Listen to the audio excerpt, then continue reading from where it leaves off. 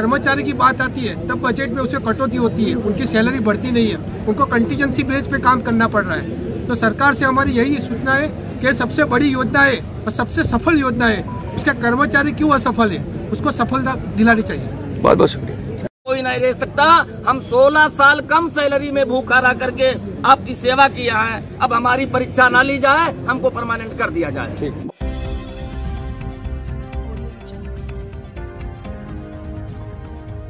Sir, जो आज जंतर मंतर पर धरना प्रदर्शन है मनरेगा कर्मचारियों का अपनी मांगों के लेकर 1000 किलोमीटर की पदयात्रा की है परशुराम शर्मा जी ने, क्या संदेश देना चाहेंगे? विषय क्या है और क्या चाहते हैं सरकार से? मेरा नाम बाबू हेमंत राव है। मैं उत्तर प्रदेश का रहने वाला हूं। रोजगार सेवक पद पर तैनात हूं और इस समय मैं अखिल भारतीय मनरेगा कर्मचारी महासंघ का राष्ट्रीय अध्यक्ष हूं। मैं चाहता हूं कि मनरेगा में संविदा पर 16 सालों से हम जितने कर्मचारी हैं, अनुमानित संख्या 4 लाख से ऊपर है, हम सबको सरकार परमानेंट कर दे।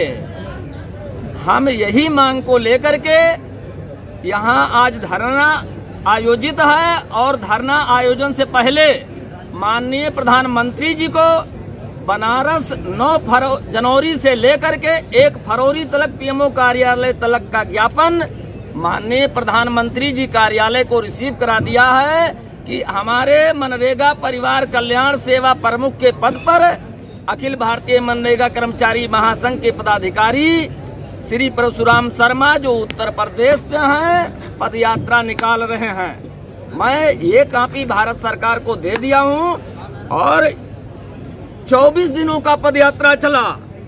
24 दिनों के अंदर बनारस से दिल्ली तक एक भी जिम्मेदार अधिकारी न तो परशुराम शर्मा जी से मिला, हालचाल लिया, और न हम राष्ट्रीय नेताओं को ही कोई संपर्क किया।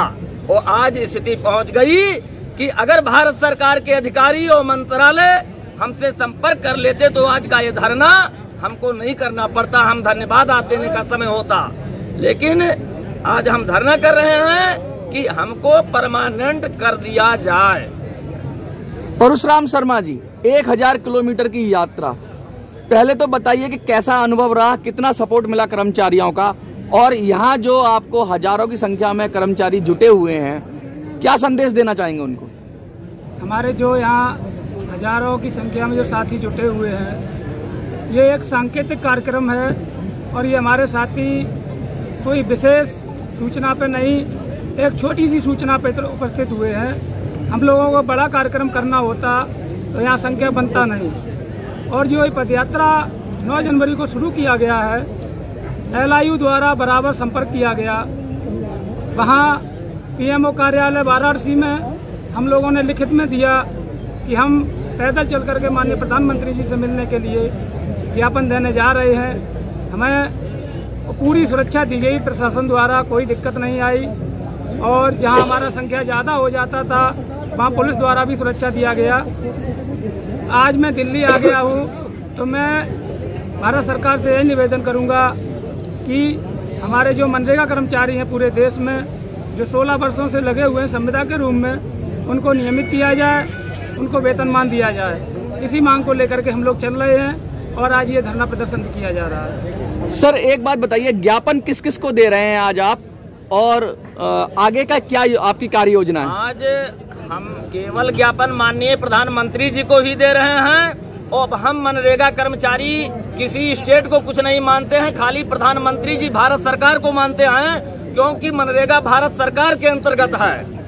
और भारत सरकार से हम अनुरोध करते हैं कि पूरे देश के मनरेगा कर्मचारियों को, चूंकि मनरेगा कर्मचारी एक ही अधिनियम के अंतर्गत कर्मचारी नियुक्त हैं, लेकिन हर जगह भिन्नता है। उत्तर प्रदेश में कुछ है तो राजस्थान में कुछ है, हिमाचल में कुछ है, असम में कुछ है, गोवा में कुछ है, लद्दाख में कुछ है। तो जब एक अधिनियम है तो एक रूपता हर जगह होनी चाहिए। और एक रूपता के क्रम में हम अब कुछ आगे प्रधानमंत्री से नहीं कहना चाहते, हम केवल सब बात भूल करके एक बात कहना चाहते हैं कि वो हमारे कर्मचारियों को सभी जॉब के अंतर्गत जो हैं सबको परमानेंट कर दें। एक एक करके आप सब लोग एक दो कम शब्दों में अपना मैसेज दीजिए। अखिलेश यादव जी, प्रदेश अध्यक्ष उत्तर प्रदेश अध्यक्ष अखिलेश यादव जी, क्या मैसेज देना चाहेंगे आप?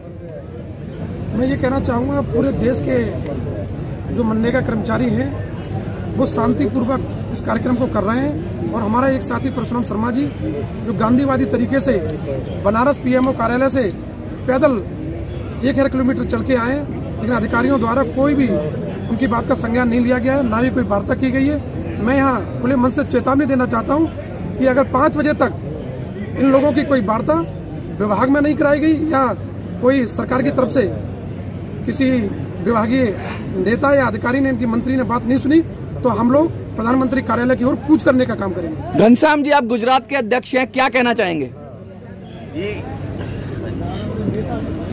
हम ये संदेश देना चाहते हैं सरकार को और अपने कार्यालय को कि अगर हमारी मांगे पूरी नहीं हुई तो जैसे गुजरात में हमने विधायकों को और सांसदों को घेरा था, वैसे हम पूरे देश के सांसदों और विधायकों को घेरेंगे और हमारी मांग जब तक पूरी नहीं हो जाएगी सारे देश में प्रदर्शन चलता रहेगा। परशुराम जी, क्या संदेश कहना चाहेंगे कम शब्दों में? हम माननीय प्रधानमंत्री से अनुरोध करना चाहेंगे कि जैसे भी हो हम लोगों की वार्ता हो और हम लोग जिस लक्ष्य से निकले हैं हमारा नियमितीकरण किया जाए, यही अनुरोध करना चाहेंगे। हेमंत जी, आप क्या कहना चाहेंगे? मैं तो परशुराम शर्मा जी हमारे कहा कि जैसे कांवरिया भगवान को खुश करने के लिए कांवर चलाता है, तैसे हम अपने प्रधानमंत्री जी को भगवान मानते हैं और उनके संसदीय क्षेत्र से और उनके देश के प्रधानमंत्री कार्यालय तक ये पैदल आए। भगवान हैं तो पुरुष हैं, वो क्या नाम है, आदमी हैं, लेकिन उनको आज हम अपने सेवा के लिए भगवान मान करके हमारे परशुराम शर्मा जी वहाँ से आए हैं। तो हम तो विनय प्रार्थी, हम देश के कर्मचारी, हम उनसे लड़ने नहीं आए हैं, हम खाली विनय करने आए हैं, हाथ जोड़ने आए हैं कि 16 साल तक 4 दिन भूखा कोई नहीं रह सकता। हम 16 साल कम सैलरी में भूखा रह करके आपकी सेवा किया है। अब हमारी परीक्षा ना ली जाए, हमको परमानेंट कर दिया जाए। बहुत बहुत शुक्रिया सर।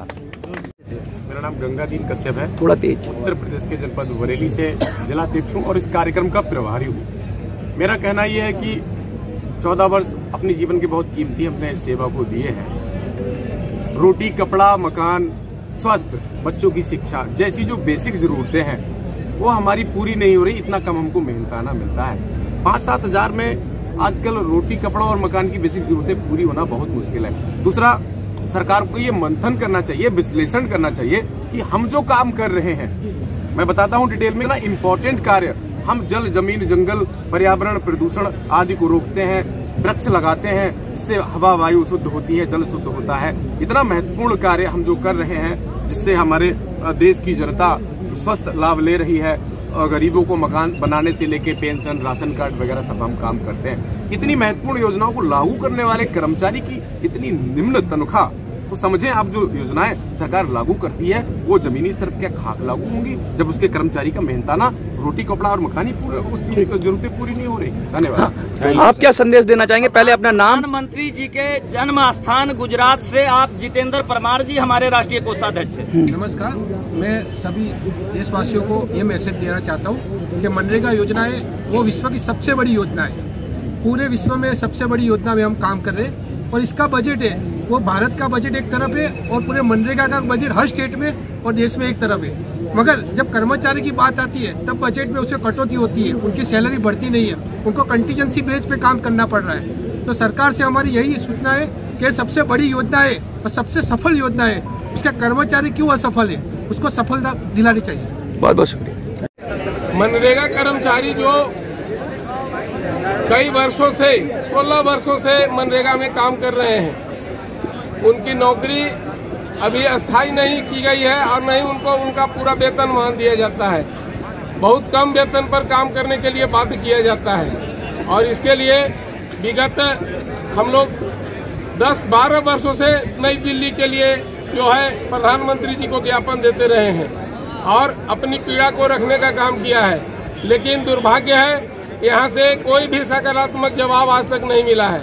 इसलिए हमारे भाई परशुराम शर्मा जी प्रधानमंत्री जी के संसदीय क्षेत्र वाराणसी से दिल्ली के लिए 9 जनवरी 2023 को एक पद यात्रा करके पैदल चलते हुए इस भीषण ठंड में जो है हड्डी को कंपकपाने वाली ठंड थी, उसमें ये दिन रात चलते हुए यहाँ पहुँचे हैं और अपनी बात को यही रखने के लिए आए हैं कि आदरणीय प्रधानमंत्री जी, हम लोग भी इस देश के नागरिक हैं, हम लोगों को भी जीने का अधिकार है। हम भी जब नौकरी करते हैं तो हमको तो 2-4-5 हजार के वेतन क्यों देते हैं, जब सब कर्मचारी को वेतन मान देते हैं। आप भी क्या भी जब हम सेवा कर रहे हैं और मनरेगा के अलावा भी कई कार्यों को आप करवाते हैं, वो भी हम करते हैं, तो हमारा जो है हक जो है वेतनमान और नियमितीकरण का है, इसको से महरूम नहीं किया जाए और इसको तत्काल प्रभाव से लागू। ये मांग, ये योजना है वो केंद्र शासित योजना है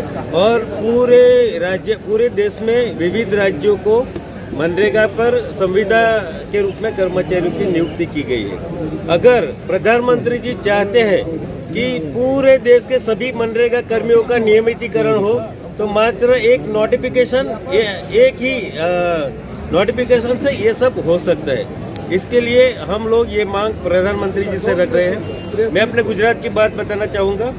हमारे गुजरात में अभी विधानसभा का इलेक्शन था, तो सभी पार्टियों ने अपने मैन्युफेस्टो में मनरेगा कर्मचारियों के नियमितीकरण का मैन्युफेस्टो में उल्लेख किया।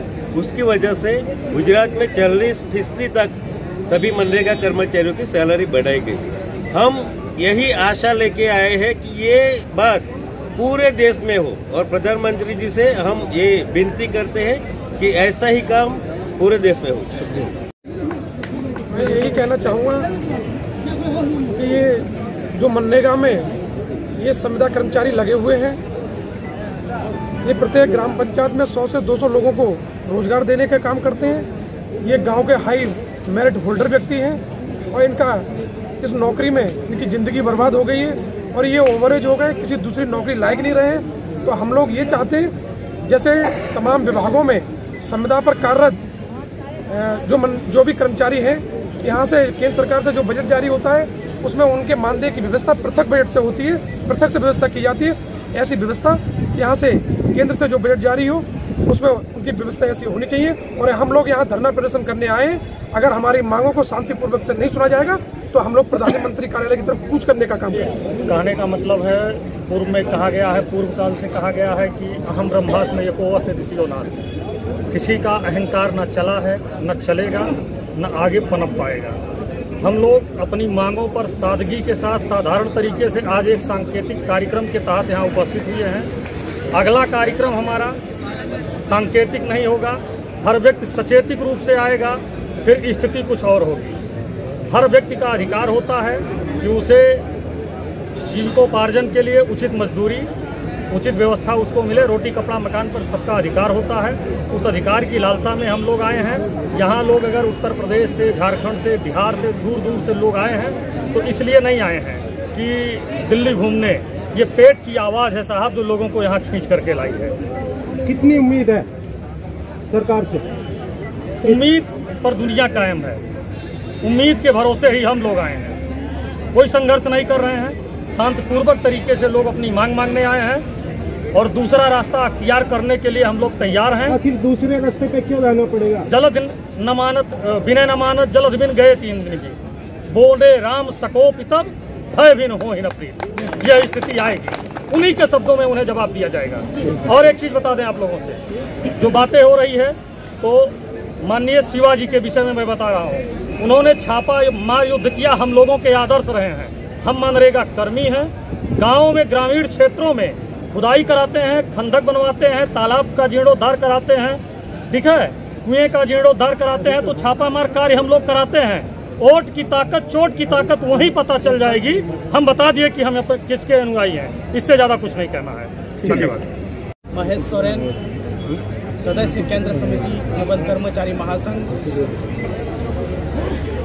अखिल भारतीय मनरेगा कर्मचारी महासंघ के केंद्रीय कमेटी में राज्य संयोजक के रूप में हूँ। काफ़ी दिनों से आप लोग मांग उठा रहे हैं, 10-12 साल से। किसी सरकार ने सुनी आपकी मांगे? देखिए, अभी तक किसी सरकार ने सुनी नहीं है, लेकिन हम लोगों इस बार और पहले भी जगाने का हमेशा प्रयास किए हैं और इस बार पुरजोर तरीके से और भी तरीके से जवाब देने का हम लोग जगाने का काम हम लोग करने की तैयारी कर रहे हैं। और झारखंड प्रदेश में आप लोगों को मैं बता दूं कि 2019 में हम लोगों ने एक नारा दिया था कि वोटर नहीं हम वोट बैंक है, हम वोट बैंक है, हम हमारा वोट उनको जो स्थायी करे हमको।